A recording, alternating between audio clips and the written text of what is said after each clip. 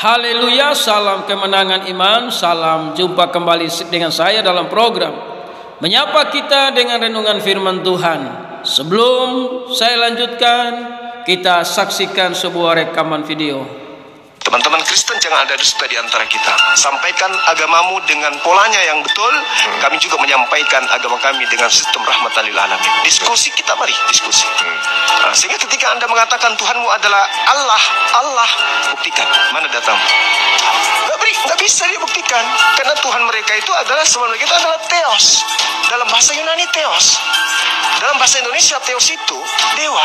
Berarti kalian menyembah dewa. Kenapa kalian umpetin dewa itu dengan mengambil nama Tuhan yang umat Islam, kata Allah? Masuk ke Indonesia, yang tadinya Theos harusnya berubah menjadi dewa, kalian ganti dengan sebutan nama Tuhan yang umat Islam menjadi Allah. Sebagai orang yang paham tentang apologi, pasti marah. Kenapa? Tidak patut Allah punya anak. Kalian menyebut Yesus anak Allah. Sementara kitab kami mengatakan Allah tidak punya anak, tapi kalian memaksakan. Begitulah kita. Kata Allah, kamu pakai, kalian pakai pada tempat yang tidak sehat. Demikianlah sebuah rekaman video yang sudah kita saksikan bersama. Bagaimana seorang apologet muslim yang cukup dikenal, saudara yang terkasih, dia berkata sebagai orang-orang Islam atau apologet muslim, mereka sangat marah kalau kata Allah dipakai di dalam kekristenan. Bagi saya, pemahaman ini pemahaman yang keliru, pemahaman yang dipaksakan. Contoh, batu dipaksakan jadi Tuhan, pohon dipaksakan jadi Tuhan. Hal-hal dalam dunia itu dipaksakan jadi Tuhan. Saudara harus tahu,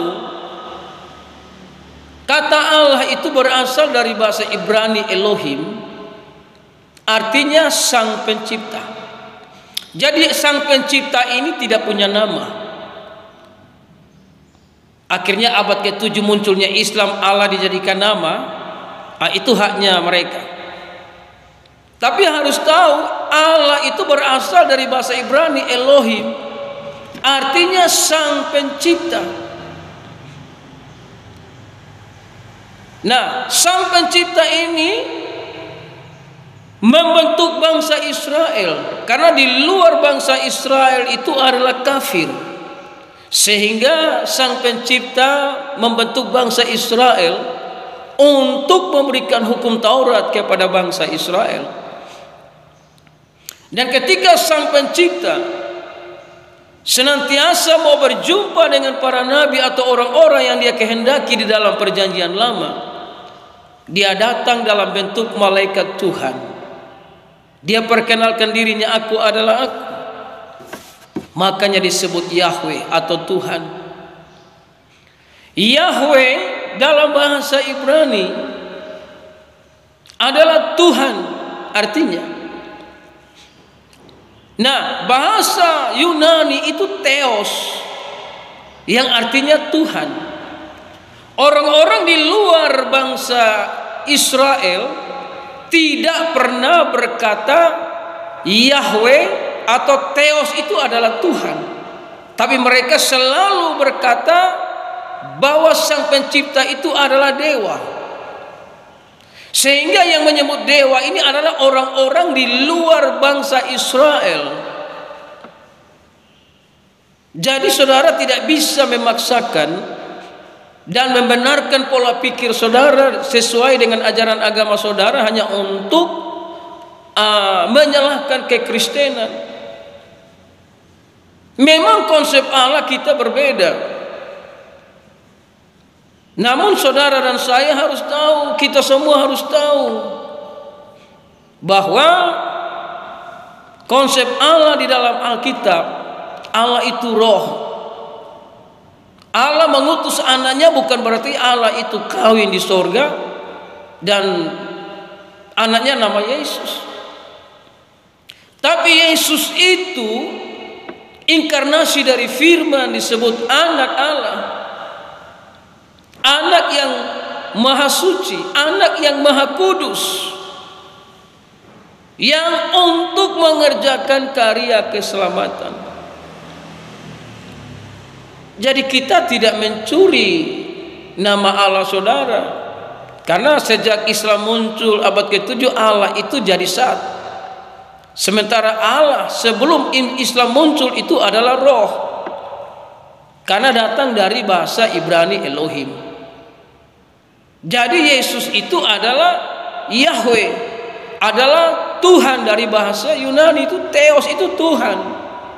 Tapi orang-orang di luar bangsa Israel menyebut dewa, karena memang mereka menyembah dewa. Mereka tidak kenal namanya Yahweh, mereka tidak kenal namanya Juru Selamat. Makanya mereka menuduh atau mengatakan Paulus itu adalah anak dewa, Paulus itu menyembah dewa, karena memang mereka adalah penyembah dewa. Jadi kalau ada orang-orang yang mengatakan Kristen itu kafir, Kristen itu menyembah dewa, ini menunjukkan bahwa mereka tidak pernah mengenal Allah yang benar, Allah yang hidup, Allah yang berkuasa. Sehingga mereka mengatakan Kristen kafir, Kristen itu menyembah dewa, karena memang mereka mengambil itu dari luar bangsa Israel. Karena di luar bangsa Israel itu menyembah dewa-dewa, saudara yang terkasih.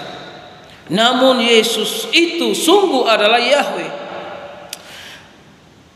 Wahyu 1 ayat 8, Aku adalah Alfa dan Omega, firman Tuhan Allah yang ada dan yang sudah ada dan yang akan datang, yang maha kuasa. Firman Allah kepada Musa dalam Keluaran 3 ayat 14, Aku adalah Aku. Lagi firman-Nya, beginilah kau katakan kepada orang Israel, Akulah Aku telah mengutus Aku kepadamu. Jadi Yesus menunjukkan dirinya kepada dunia bahwa Dia adalah Yahweh, Dia adalah Theos, Dia adalah Tuhan yang mengatasi alam semesta.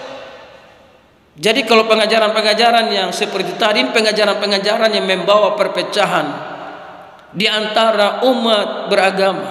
Orang Kristen itu mengajarkan sesuai dengan dasar-dasar Alkitab. Kalau ada pengajaran-pengajaran yang tidak sesuai dengan dasar Alkitab, itu bukan Kristen, saudara. Jadi sekali lagi, Allah itu berasal dari bahasa Ibrani Elohim, artinya Sang Pencipta. Allah itu berubah jadi nama ketika Islam muncul pada abad yang ke-7. Allah itu berubah menjadi nama karena Allah itu zat.